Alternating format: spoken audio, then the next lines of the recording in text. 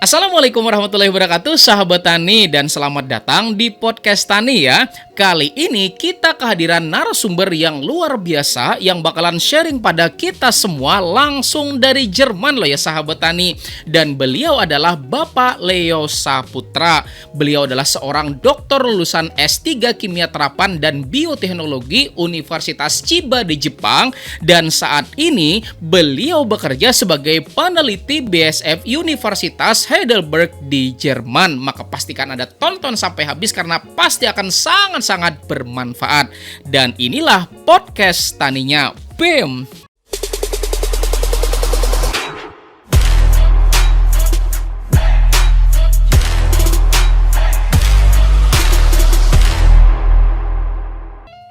Selama ini orang berpikir gitu kan, wah kimia berbahaya, wah kimia ini dan itu gitu kan. Sekarang kan ada Pak Leo nih di sini gitu kan sebagai seorang saintis gitu kan. Nah, pertanyaan saya sebagai seorang saintis, gimana sih nyikapi kata-kata orang yang bilang, wah kimia itu berbahaya, oh kimia itu nggak bener nih, bagusan alami segala macam, itu gimana Pak Leo? Iya, kalau kita orang awam itu kan mendengar istilah kimia itu kebanyakan dari ini Pak, iklan komersial. Ini bebas dari bahan kimia berbahaya. Iya. Ini terbuat dari bahan alami, organik dan sebagainya gitu Pak ya.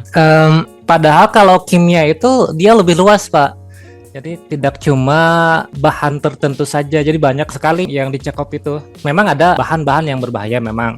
Misalnya formalin atau boraks. Itu kan memang berbahaya jika dikonsumsi. Bisa dipakai untuk yang lain, misalnya untuk pengawet mayat bisa juga Pak ya.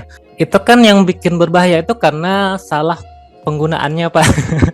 Jadi ini peruntukannya untuk ini tapi dipakai untuk yang lain jadi berbahaya gitu. Artinya sesuatu digunakan tidak pada tempatnya nih ceritanya. Ya, misalnya kayak obat sakit kepala. Kalau penggunaannya sesuai dengan peruntukannya itu kan justru bermanfaat Pak ya. Tapi kalau misalnya overdosis atau ini malah dimakan langsung 4, 5 gitu kan langsung atau dicampur sama extra jos, minuman alkohol dan itulah jadi overdosis. Jadi berbahaya itu maksudnya karena kita tidak tahu apa peruntukannya gitu Pak, asal pakai aja. Lalu ruang lingkup kimia itu apakah cuma sebatas itu atau gimana sih? Apa sebenarnya peruntukan kimia itu diciptakan sebenarnya buat apa sih? Nah, kalau kimia itu kan luas Pak. Kalau kimia itu semua benda yang kita lihat, yang kita rasakan, yang bisa kita sentuh itu semuanya bahan kimia sebenarnya ya. Kalau contohnya apa? Ini minyak telon itu kan dia terbuat dari apa? Minyak serai, minyak apa? Bentar itu mereknya apa kayu tuh? Putih. Oh, bawa di Indonesia. Indonesia Pak buat anak saya. Oh, di sana ada nggak? Di sana ada jual nggak orang? Nggak ada. Oh, nggak ada. Berarti masih asli ya? Masih asli. Jadi cintailah produk Indonesia. Apalagi contohnya? Termasuk kayak pupuk dan pestisida itu kan bahan-bahan kimia juga. Asal pemakaiannya itu sesuai dengan peruntukannya. Termasuk kayak bahan alami itu kan tidak semuanya aman juga Pak kalau misalnya kita salah pakai. Gimana tuh? Bahan alami misalnya apa ya? Ini misalnya minyak telon. Kan peruntukannya untuk misalnya obat gatal untuk supaya tidak digigit nyamuk Pak ya. Tapi kalau misalnya diminum jadi bahaya juga. Iya, betul. Kan bahan alami Pak dari apa nih? Dari tanaman minyak kayu putih alami. Tapi kalau misalnya tidak sesuai peruntukannya bisa berbahaya. Gitu.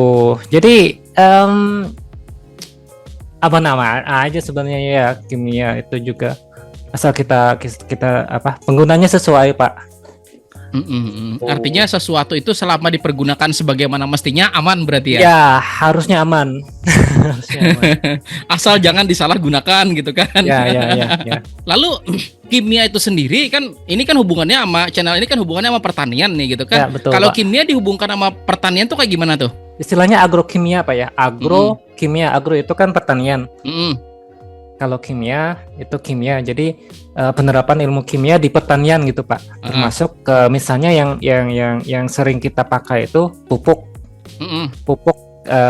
NPK misalnya Pak ya. Ada pupuk nitrogen, itu apa Pak? Fosfor ya.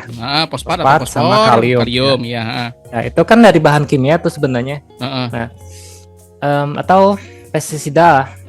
Pestisida itu kan dulu itu dari ini Pak. Kalau dulu itu dari misalnya belerang, atau misalnya minyak-minyak dari tumbuh-tumbuhan itu Pak diekstrak itu terus disemprot dulu kan gitu ya. Betul. Cuma kalau itu kadar pestisida di dalam tumbuhan itu kan kecil ya Pak. Betul. Jadi kurang efektif kalau kita pakai yang yang ekstrak dari tanaman itu. Nah, biasanya harus dikeringkan dulu, harus diambil minyaknya dulu. Nah, itu kan repot jadinya Mbak. Jadi kalau petani kita itu kan maunya instan, maunya langsung pakai aja. tepar Karena kan gitu kan. Udah pusing mikirin apa nih? Mikirin musim tanam lah. Iya. Maunya yang tinggal pakai aja gitu Pak. Jadi kita tinggal beli terus tinggal disemprot, itu kan bahan kimia juga tuh. Nah asal tadi saya garis bawahi, asal dipakai sesuai peruntukannya gitu Pak. Tadi kan disebutin juga soal kimia dalam konteks pertanian itu kan namanya agrokimia nih. Dan tadi juga disebutin sama Pak Leo gitu kan soal pupuk dan juga pestisida gitu kan. Nah awal mula kan contohnya nih kan ada pupuk kimia itu kan contohnya urea nih ceritanya gitu kan. Nah, awal mula ditemukannya pupuk-pupuk tersebut dalam konteks itu kan dari bahan kimia itu awalnya seperti apa sih dan kenapa sih orang sampai sekarang pakai itu gitu kan? Oke, kalau urea itu kan secara alamiah ada di itu Pak, air kencing. Kalau kita kencing itu kan berarti air kencing ada ureanya ya? Ada bau urea. Nah, atau dari misalnya kotoran hewan, kotoran burung atau kotoran kelelawar itu Pak. Kalau kan dulu memang pupuk itu kan dari sana Pak ya. Cuma kalau untuk skala massal, pertanian skala banyak itu enggak cukup jadinya. Susah nyari kotoran kelelawar misalnya yang seberapa ton gitu Pak. Nah, makanya harus diproduksi skala massal itu dari bahan yang lain. Kalau urea sendiri bisa dibikin dari udara. Kita hirup itu kan udara Pak ya. Betul. Nah, udara itu sebenarnya ada komponen di udara itu nanti ada nitrogen. Dan nitrogen ada oksigen. Nah, oksigen itu yang kita pakai untuk bernapas. Itu kita pakai oksigen. Nah, ada lagi komponen yang lebih banyak, nitrogen. Nah, nitrogen itu di udara sudah ada sebenarnya. Coba kenapa nggak bisa dipakai sama tumbuhan? Iya. Karena nitrogen itu dia susah dipakainya gitu Pak. Dia stabil. Nah, mungkin Bapak agak familiar dengan rhizomia Pak ya, tanaman yang kacang-kacangan itu. Betul, rhizobium. Dia bisa ngambil itu bisa mengambil nitrogen dari udara. Fiksasi nitrogen nih ceritanya. Nitrogen istilahnya kalau bahasa ilmiahnya Pak ya. Nah, kalau kimia itu prinsipnya sama. Jadi kita ngambil nitrogen. Nitrogen dari udara.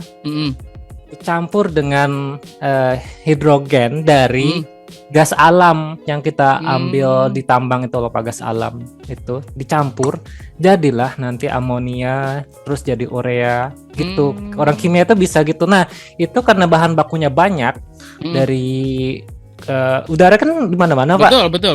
Di mana-mana di sini di Jerman ada udara sama ada nitrogennya. Terus di Indonesia ada nitrogen. Jadi bisa dibikin di mana aja dan bahan bakunya banyak, terus bisa produksi skala massal, skala banyak gitu Pak. Jadi harganya bisa terjangkau oleh petani. Ada yang menarik tadi kan Pak Leo sebutkan bahwa sebetulnya kan nitrogen itu tersedia banyak nih di tempat kita dimanapun kan sebenarnya ada nih. Kalau selama ada udara kan juga ada nitrogennya kan ceritanya. Urea itu kan sebenarnya hasil dari penangkapan nitrogen dari udara, di mana kan tanaman nggak bisa nangkap karena dia tadi kan sifatnya stabil nih. Nah, perlu sesuatu yang kita lakukan gitu kan supaya nitrogen itu bisa ketangkap nih gitu kan. Nah, nangkapnya pakai apa tuh Pak? Pakai tangan atau pakai gimana gitu kan? Jadi kalau dia karena stabil itu Pak, jadi harus dicampur itu harus dia pakai suhu tinggi, harus panas sekali sama tekanannya itu harus tinggi ya. Baru bisa bereaksi jadi amonia gitu Pak. Jadi harus dipanaskan betul-betul panas. Baru dia bisa bereaksi. Sama ditekan gitu Pak istilahnya ya. Tekanan sama nanti adalah bahan kimia yang dipakai itu supaya dia cepat bereaksi gitu Pak. Cuma kita nggak bahas sampai ke sana. Cuma prinsipnya amonia atau urea itu bisa dibikin dari udara dan gas alam gitu Pak. Apakah semua tempat bisa melakukannya dalam arti bisa. Dan butuh biaya mahal nggak untuk bikin seperti itu? Iya, karena tadi perlu alat yang bisa dipanaskan sampai suhu tinggi itu Pak, suhu berapa ratus derajat gitu. Terus supaya tidak bocornya dia kan perlu wadah gitu. Wadah itu kalau bocor dia tekanannya nggak bisa tinggi gitu pakai kalau misalnya wadah ini. Itu kalau bocor itu kan gasnya keluar, itu kan gas kan susah Pak ya ditangkap ya. Kalau cairan gini kan gampang aja gini ini nggak keluar dia. Cuma kalau gas kalau nggak rapat itu udah biar. Itulah itu yang bikin mahal itu prosesnya itu harus tahan tekanan terus suhunya tinggi gitu juga. Cuma memang kalau produk rumahan kita agak susah kali Pak ya kalau kita bikin di rumah. Berarti memang mesti skala yang lebih besar mungkin ceritanya. Ya pertama untuk itu kan mahal dan biasanya kalau misalnya produksi skala besar itu biaya produksinya bisa ditekan Pak. Jadi kita bisa jual dengan harga yang terjangkau. Itu kan soal urea nih ceritanya, soal urea kan begitu. Tapi juga ada gitu kan, mungkin teman-teman sahabat tani juga yang ketika beli pupuk begitu kan, ada tulisannya origin Rusia, origin China gitu kan. Emang Indonesia nggak bisa bikin atau gimana nih? Kan contohnya ada Pak Leo nih kayak gini kan. Emang Indonesia nggak bisa bikin atau gimana sih kok bisa ngimpor gitu kan? Ya. Tergantung jenis pupuknya dulu Pak. Yang pertama kalau pupuk urea tadi bisa kita produksi di Indonesia ya, kalau urea dari udara dan dari gas alam tadi. Nah, kalau P dan K itu kan bahan bakunya dari batuan Pak, dari batuan ditambang gitu, kayak batu bara lah ya kalau batu bara. Cuma kita di Indonesia kayaknya jarang Pak ya ada batuan fosfat, batuan kalium itu. Jadi memang kita harus harus impor dari luar gitu Pak. Yang P dan K ya tadi ya. Tuh sayangnya kita nggak punya tambang P dan K. Artinya kan juga nggak semua pupuk kan sebenarnya yang bisa kita produksi sendiri kan, bergantung dari sumber bahan bakunya juga gitu kan. Ya betul. Gimana nih kan dengan konsep pestisida juga kan kita juga pestisida itu kan kita keluhan masyarakat tani itu kan tiap tahun katanya harganya makin mahal gitu kan. Kemudian pestisida itu katanya tulisan gitu kan ternyata banyak produsen yang cuman repacking nih ceritanya gitu kan. Dia ngimpor dari luar begitu kan, atau justru misalnya contoh nih ada satu perusahaan gitu kan yang mungkin tempat produksinya itu kan di negara lain begitu, di Indonesia cuman dikemas gitu kan. Emang nggak bisa dibikin di Indonesia atau gimana sih Pak? Bisa, cuma memang susah Pak ya, karena pestisida itu tadi sebenarnya macam-macam, bisa dibikin dari macam-macam juga, bisa dari tanaman, bisa Pak. Mungkin Bapak paling familiar ya kalau pertanian kayak piretrin itu kan asalnya dari tanaman. Cuma seperti saya bilang di awal tadi, kalau untuk dijual ke seluruh dunia, coba berapa banyak tanaman betul yang harus diekstrak gitu Pak. Makanya kalau orang kimia itu cari bahan lain yang lebih murah yang tersedia banyak gitu Pak. Misalnya minyak bumi. Minyak bumi itu kalau kita orang awam itu kan minyak bumi taunya dibikin bensin aja gitu Pak. Iya. Jadi bahan bakar gitu, jadi solar atau bensin ya. Tapi kalau orang kimia itu minyak bumi itu bisa dibikin macam-macam, bisa dibikin plastik, bisa dibikin pestisida bisa juga Pak. Jadi tergantung jenisnya Pak ya. Jadi tapi bisa dibikin dari minyak bumi juga gitu. Tapi ada yang menarik Pak Leo. Kan mungkin selama ini gitu kan ada satu kata yang mungkin masih jadi tanda tanya dan mungkin masih misteri nih bagi petani Indonesia gitu kan, soal kata sintetis. Sintetis sintetis gitu kan. Pestisida kan gitu kan. Tadi pestisida kalau menurut Pak Leo juga gitu kan mungkin ada senyawa di tanaman yang bisa bermanfaat gitu kan, bisa jadi pestisida. Cuman kalau memang kita butuh itu ya mesti banyak banget kan barangnya, maka otomatis kita mengambil dari mana istilahnya sintetis mungkin seperti itu. Boleh nggak dijelasin secara detail seberapa banyak sih efisiensi yang bisa didapatkan dengan melakukan proses sintetis tersebut Pak Leo? Isinya kalau kami produsen bahan kimia itu termasuk produsen pestisida itu kan kami nyari untung juga sebenarnya. Kami kan jualan. Kami kan jualan. Kalau kami misalnya ngambil dari bahan bakunya itu yang mahal dari ekstrak tanaman apa gitu, itu kan mahal, susah nyarinya Pak. Gimana ngejualnya? Jualnya kan mahal kami jadinya. kami perlu untung juga Pak. Gimana? Jadi cari jalur lain lah, cari jalur lain yang bisa bikin bahan yang sama, bahan yang persis sama, cuma dari bahan yang lain gitu Pak. Istilahnya itu kan sintesis itu kan buatan. Kalau alami itu kan kita ngambil aja yang udah dari yang udah ada dari alam gitu Pak. Kalau sintetis kita bahan lain, bahan apa itu? Apakah batu bara, minyak bumi atau bahan yang lain? Kita bikin dari sana. Ujung-ujungnya jadi bahan yang sama, itu istilahnya sintetis. Cuman terkait dengan sintetis itu sendiri kan Pak Leo juga sebutin gitu kan, kalau memang kita menggunakan bahan alami, misalnya contoh nih, anggaplah misalnya namanya abata, ceritanya kan abata kan misalnya bahan aktif, bahannya gitu kan dari ekstrak tanaman gitu kan. Cuman kan kalau kita pakai abata tersebut kan dari tanaman itu kan butuh cost yang sangat besar nih, biaya sangat besar nih. Maka kita menggunakan bahan lain supaya tercipta abata itu juga gitu kan. Cuman sama nggak kira-kira hasilnya nanti abata yang ini sama abata sintetis Pak? Kalau kita pakai yang murni bahan aktifnya itu harusnya sama. Kecuali kalau misalnya kan di tanaman itu nggak cuma isinya kan nggak cuma satu bahan aktif itu Pak. Mungkin bisa ada bahan lain yang bisa jadi itu mempengaruhi kemampuannya sebagai pestisida gitu. Kan kalau misalnya kita bahan sintetis itu kan biasanya satu atau dua aja gitu Pak bahan aktifnya. Mungkin bisa beda, bisa beda kemampuannya gitu. Cuma bahan aktifnya sama persis, nggak beda. Berarti yang membedakan itu adalah kalau kita ambil dari tanaman itu mungkin bukan yang keambil bukan cuma satu itu aja, tapi mungkin beberapa, bisa lebih banyak, lebih kompleks. Sedangkan yang kita bikin gitu kan cuman ya murni itu aja berarti ya.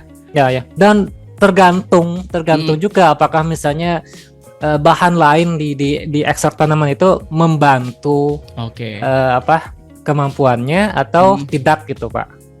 Kan bisa jadi ada juga yang membantu atau bisa jadi yang istilahnya netral gitu Pak. Boleh nggak di sini Pak Leo diberikan contoh gitu kan, di tanaman itu ada zat aktif atau bahan apa begitu, kemudian bahan itu nanti akan karena biaya mahal diganti dengan bahan ini misalnya seperti itu. Itu contoh aja sih Pak Leo. Nah itu gimana tuh Pak Leo?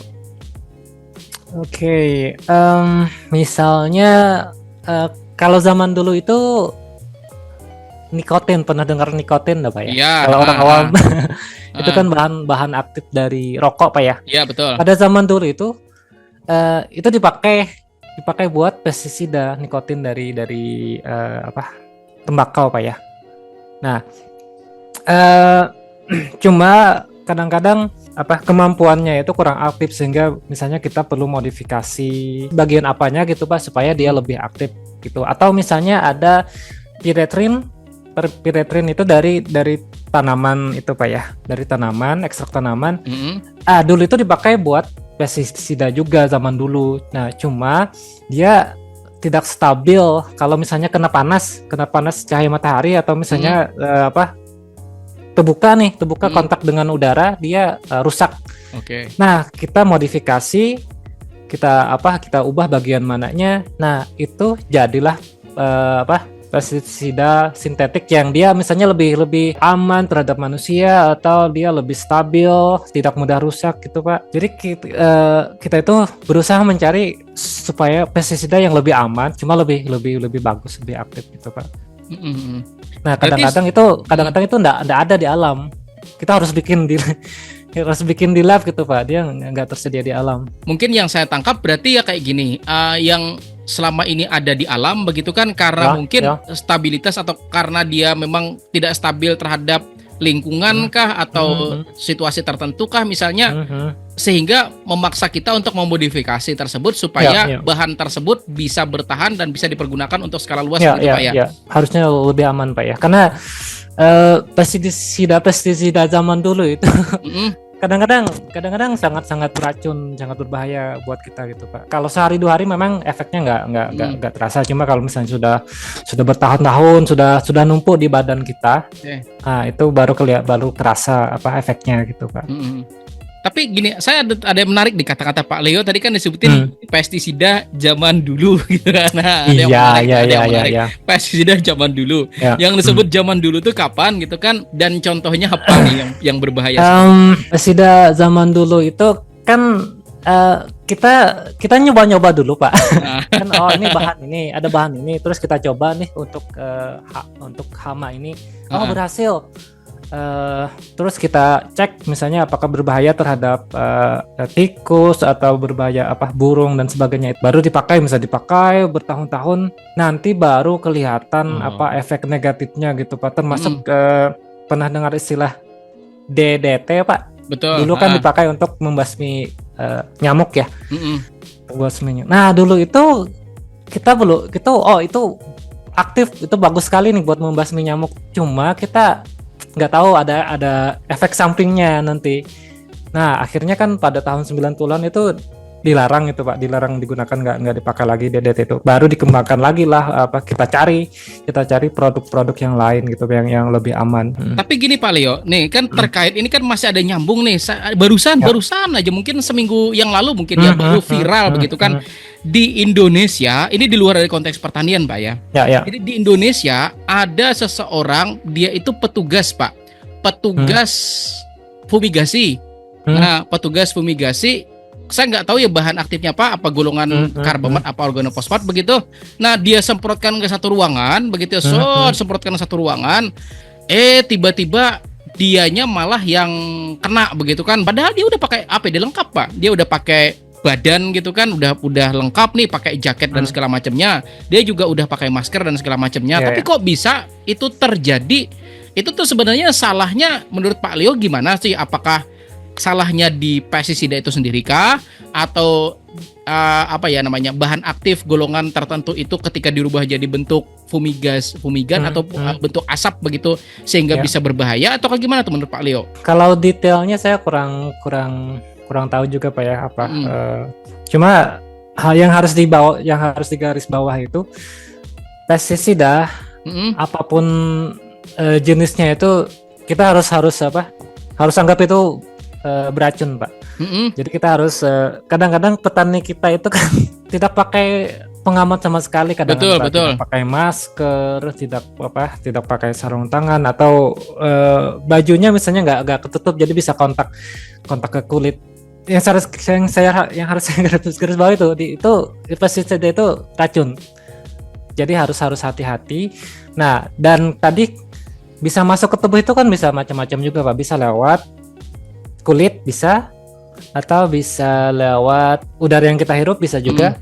Nah, ini juga kalau pakai masker biasa itu tidak menjamin gas itu bisa tertahan, karena ukuran gas itu kan kecil sekali Pak. Betul sekali.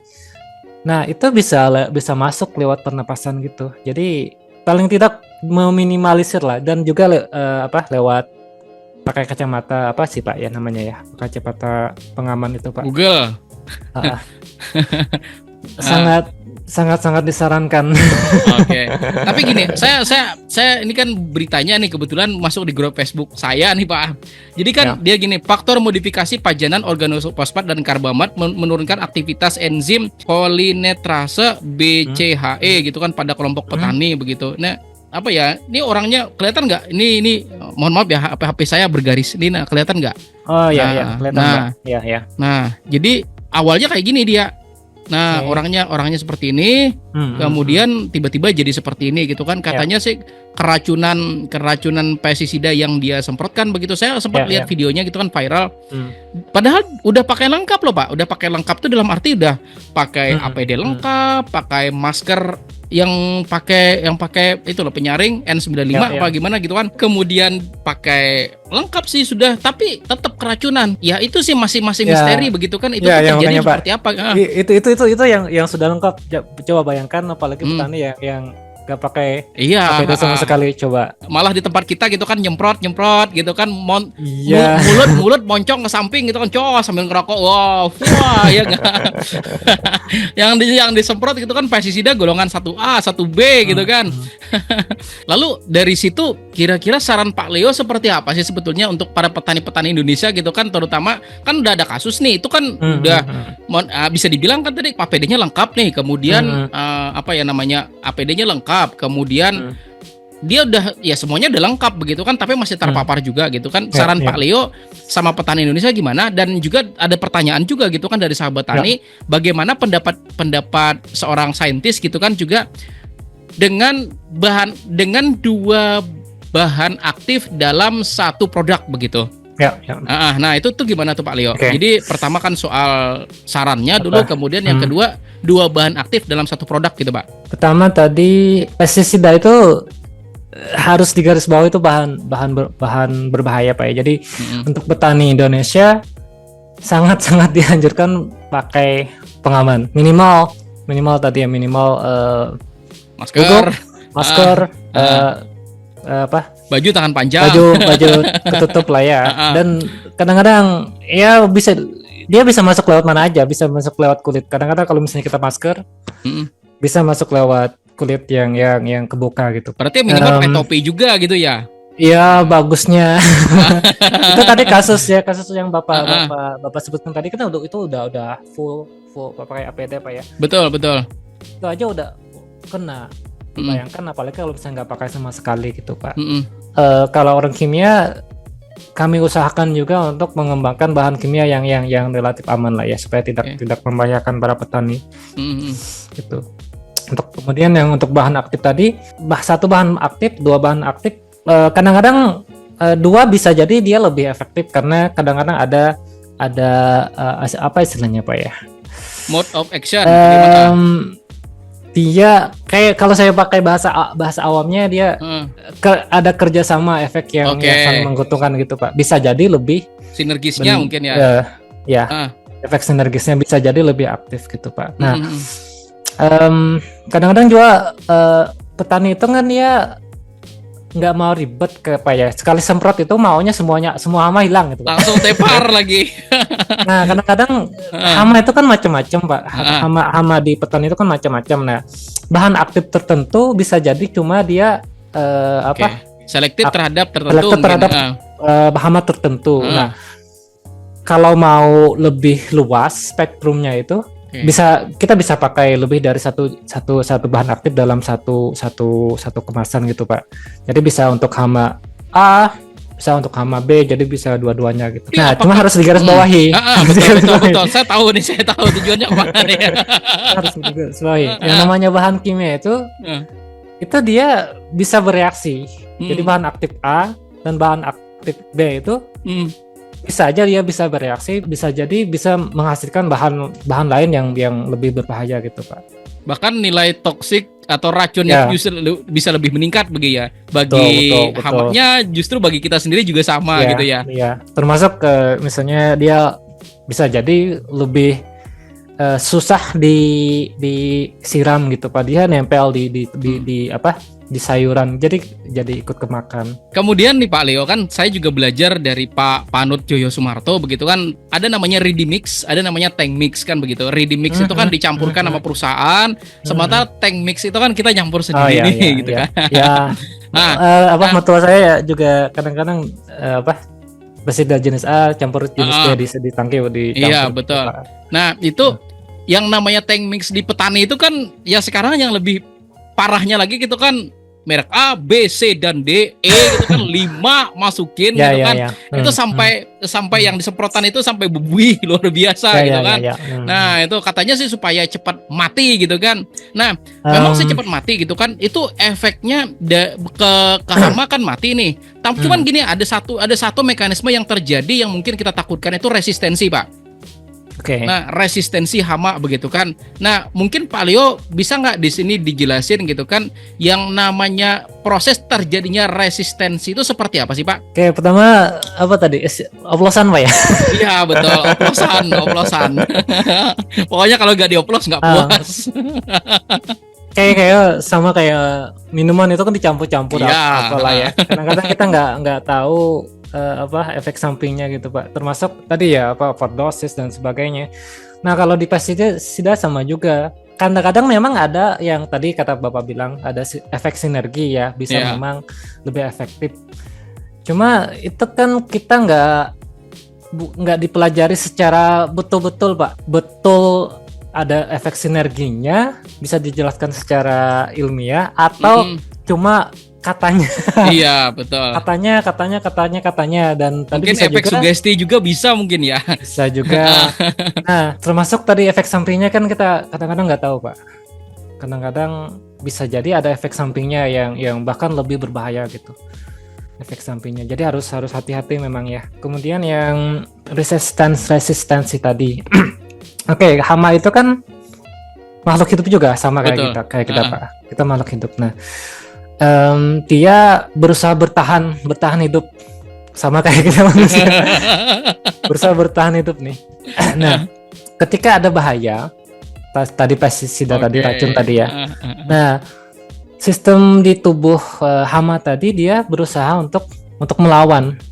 Jadi sistem kekebalan atau sistem imunnya itu sama kayak kita, kayak manusia itu, kayak kasus COVID-19 kemarin itu kan. Betul. Nah, lama kelamaan sebenarnya kita bisa resisten terhadap virus itu karena di tubuh kita itu kita menghasilkan antivirus gitulah, antivirus alami gitulah. Saya pakai bahasa awam aja Pak ya. Nah, supaya lebih cepat disuntikanlah vaksin ya kan gitu. Nah, nanti timbul efek resisten atau tahan terhadap virus. Nah, sama kayak di tanaman, ketika dia ada racun pestisida tadi masuk ke tubuh hama tadi, dia tubuhnya menghasilkan anti racun tadi perlahan. Nah, biasanya kalau kita kadang-kadang petani kita gitu pemakaian pestisida itu tidak sesuai dosisnya. Mau cepat aja, punya langsung ya sebut satu botol semuanya gitu supaya hamanya cepat mati gitu Pak. Nah, kadang-kadang kan ada residunya, sisanya itu kan masih nempel di tanaman. Nah, itu nanti lama kelamaan hama itu dia jadi tahan, dia mengembangkan sistem kekebalan tubuhnya lama-lama. Jadi nggak ngefek lagi. Jadi lama-lama memang dosisnya yang awalnya misalnya satu botol kecil itu udah cukup. Sekarang nggak cukup lagi, harus 2 botol, harus 3 botol dan sebagainya gitu Pak. Bagi daerah-daerah yang belum menerapkan oplosan, ya oplosan mungkin masih bisa terkendalikan begitu kan. Tapi gimana sama daerah-daerah yang istilahnya oplosannya tuh udah tingkat dewa nih ceritanya. Oplosan tingkat dewa nih ceritanya gitu kan. Mungkin 5 pestisida campur. Nah, dan sehingga pada akhirnya 5 pestisida itu ketika dicampur justru nggak mati nih. Otomatis kan kata Pak Leo tadi juga, tubuh itu kan punya mekanisme bertahan nih ceritanya, punya mekanisme bertahan, termasuk juga hama kan gitu. Dan dia juga udah punya pertahanan sendiri kan terhadap 5 jenis oplosan tingkat dewa tersebut kan. Nah, itu kalau sudah terjadi, ngatasinnya gimana berarti Pak? Sama ada pestisida itu kan macam-macam Pak ya. Tadi ada memang pestisida yang hama itu dia cepat menghasilkan anti pestisida gitu Pak, sistem pertahanan tubuhnya. Nah, kadang-kadang bisa kita atasi dengan kita memodifikasi jenis pestisidanya, misalnya kita pakai jenis pestisida yang lain atau pestisidanya itu kita modifikasi gitu Pak. Nah, bisa kayak gitu. Tapi ada juga memang pestisida yang dia tidak menghasilkan resistensi, ada jenis pestisida tertentu yang tidak menghasilkan resistensi. Nah, sekarang itu kalau di Eropa atau di negara maju gitu Pak ya, dikembangkan juga tanaman yang kita modifikasi bukan pestisidanya, tapi tanamannya. Tanamannya itu yang kita modifikasi. Jadi istilahnya gen. Jadi tanamannya itu yang kita modifikasi supaya tahan terhadap hama. Jadi kita nggak menghasilkan resistensi gitu Pak. Ada yang kayak gitu. Sekarang kayaknya ada juga jenis-jenis kedelai atau jenis padi tertentu yang dimodifikasi secara genetik supaya lebih tahan terhadap hama. Ada juga yang kayak gitu. Tapi gini, kan mungkin itu istilah ilmiahnya mungkin GMO ya. Nah, genetically modified. Tapi gini, itu kan kan kata Pak Leo tadi cara di orang-orang di negara maju sudah mengembangkan tanamannya yang dimodifikasi, bukan pestisida yang dimodifikasi gitu kan. Tapi dampaknya ke kita sebagai konsumen tuh gimana, Pak? Ya memang ada pro kontranya juga. Kadang-kadang di Eropa gitu Pak, kadang masih ada juga yang kontra terhadap GMO itu. Jadi memang sekarang nggak kelihatan efek sampingnya, tapi bisa puluhan atau berarti ini baru nih ceritanya kan. Ya baru kelihatan kalau misalnya ada efeknya ke kita, apakah misalnya kanker atau penyakit yang genetik yang lainnya bisa ya. Cuma di Eropa juga gitu Pak, dia agak ada penolakan gitu. Ya gitulah, ada pro kontranya, pestisidanya ada pro kontranya, GMO ada pro kontranya gitu Pak. Cuman gini Pak Leo, kalau kita perbandingan Pak ya, kan istilahnya dalam Islam itu kan dijelasin juga mana yang mudaratnya paling ringan, mending itu yang diambil, mungkin gitu Pak ya. Jadi berbicara soal mudarat nih ceritanya, mudarat itu kan negatifan nih ceritanya, antara kita tembak pestisida dengan istilahnya oplosan tingkat dewa kayak gitu kan. Nah, sama GMO gitu kan. Ini kan kita perbandingan nih, membanding itu kan berarti timbangan nih ceritanya. Lebih beresiko yang mana gitu kan, antara kita tembak pestisida dari segi racunnya yang masuk ke tubuh atau GMO itu sendiri, Pak? Kalau dari saya pribadi lebih mudarat yang pestisida harusnya Pak ya. Karena gini, pestisida itu secara definisi kan racun Pak. Iya betul. Nah, itu bisa nempel di tanaman dan langsung kita konsumsi, atau dia bisa terakumulasi di tanah atau di perairan. Kalau GMO itu kan yang kita modifikasi sebenarnya cuma tanamannya, genetiknya. Nah itu nggak beracun paling enggak Pak ya, harusnya lebih aman. Cuma memang lebih susah sebenarnya ya kalau pengaplikasinya. Kalau pestisida kan tinggal kita masukkan ke tangki, semprot udah begitu Pak. Nah kalau pengembangan GMO itu kan agak susah memang. Harus petani kayaknya nggak bisa kayaknya kalau dari di petani sendiri, harus dari lembaga riset atau apa gitu Pak.